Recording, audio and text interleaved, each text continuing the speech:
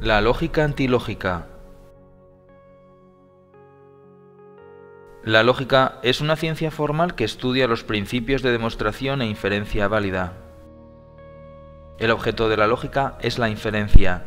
Una inferencia es el proceso por el cual se derivan conclusiones a partir de premisas. Un ejemplo de inferencia es el siguiente: todas las mujeres son mortales. Ana es una mujer. Luego Ana es mortal. La lógica, como análisis explícito de los métodos de razonamiento, se desarrolló originalmente en 3 civilizaciones: la China, la India y la griega. En China no duró mucho tiempo, ya que la dinastía Qin la reprimió para manipular a sus súbditos. En la India duró bastante más hasta que apareció la escuela Asharite. En Grecia, sin embargo, duró mucho más. Se puede considerar a Aristóteles el fundador de la lógica actual. Más tarde, en la Edad Media, apareció la dialéctica, y más tarde aún, en el siglo XIX, George Boole transformó la lógica al considerarla como un cálculo. Pero la verdadera revolución aparece con Gottlob Frege, al que se le considera el lógico más importante de la historia. Frege inventa la lógica de predicados, el no va más de la lógica.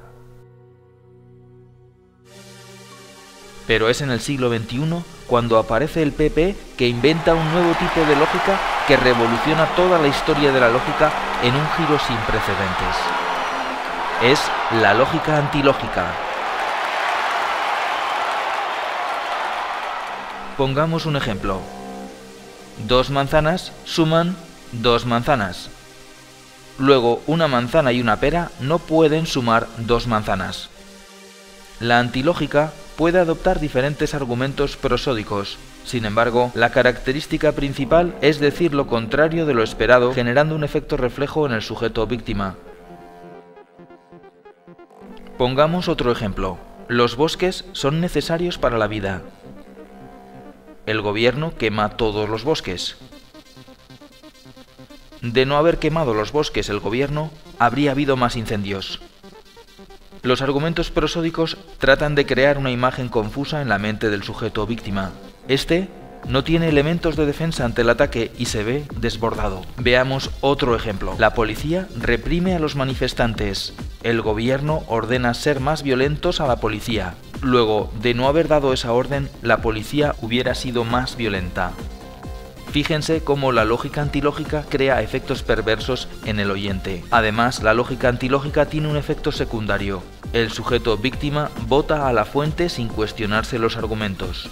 El uso continuado de la lógica antilógica termina por destruir la lógica clásica y es capaz de manipular el método científico y hacer que cualquier intento de interpretar objetivamente la realidad sea imposible. Numerosos estudios han llegado a la conclusión de que la lógica antilógica no es un fenómeno totalmente nuevo. Podemos encontrar algunas influencias en las técnicas de Joseph Goebbels y en sus 19 principios de la propaganda. Veamos otro ejemplo en donde se niega una tendencia numérica evidente.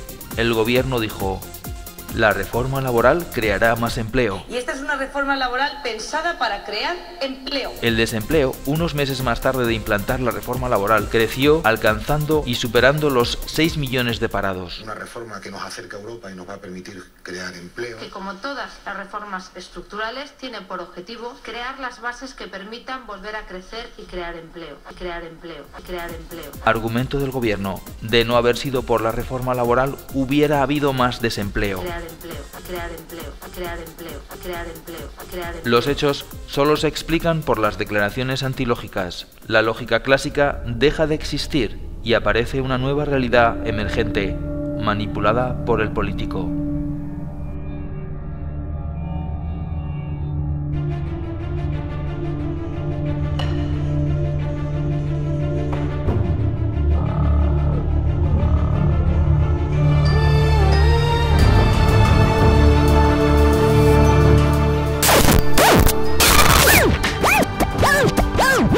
El profesor Leonard Dove, profesor de psicología de la Universidad de Yale, afirma que el sujeto víctima puede defenderse de la lógica antilógica, pero para ello debe de centrar su atención y analizar los predicados con sumo cuidado.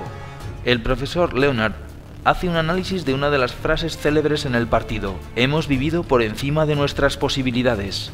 En este caso, se hace una generalización excesiva de lo que hace un porcentaje minoritario de la población. Hay trabajo. Lo que pasa es que la gente es vaga. De nuevo, es un caso de generalización pragmática. Este fenómeno de la lógica antilógica se caracteriza por cambiar el léxico por otro que cambie la realidad referente. Según Dove, muchos políticos actuales utilizan el mismo esquema que ya utilizó Goebbels: infantilizar el mensaje.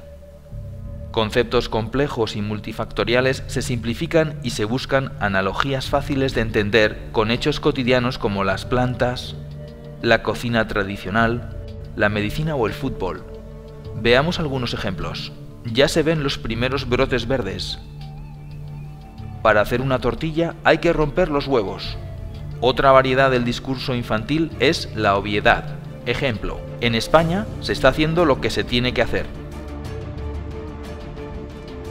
La lógica antilógica es muy peligrosa por las consecuencias que puede acarrear no reaccionar ante ella. Como afirma el sociólogo Zygmunt Bauman, las sociedades occidentales viven hoy en un mundo irreal, lleno de fantasía, en lo que era lógico ya no lo es por más tiempo. La salida de los jóvenes de España es movilidad exterior. El desempleo ha incrementado su desaceleración.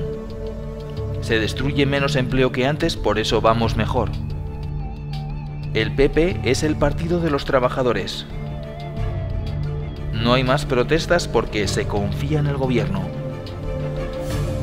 Hoy más que nunca es necesario una voz liberal. No son parados, son personas que se han apuntado al paro. El desempleo ha incrementado su desaceleración. Se destruye menos empleo que antes, por eso vamos mejor. La reforma laboral creará más empleo. Hemos vivido por encima de nuestras posibilidades. No hay dinero para las pensiones. Para ser competitivos tenemos que bajar nuestras posibilidades.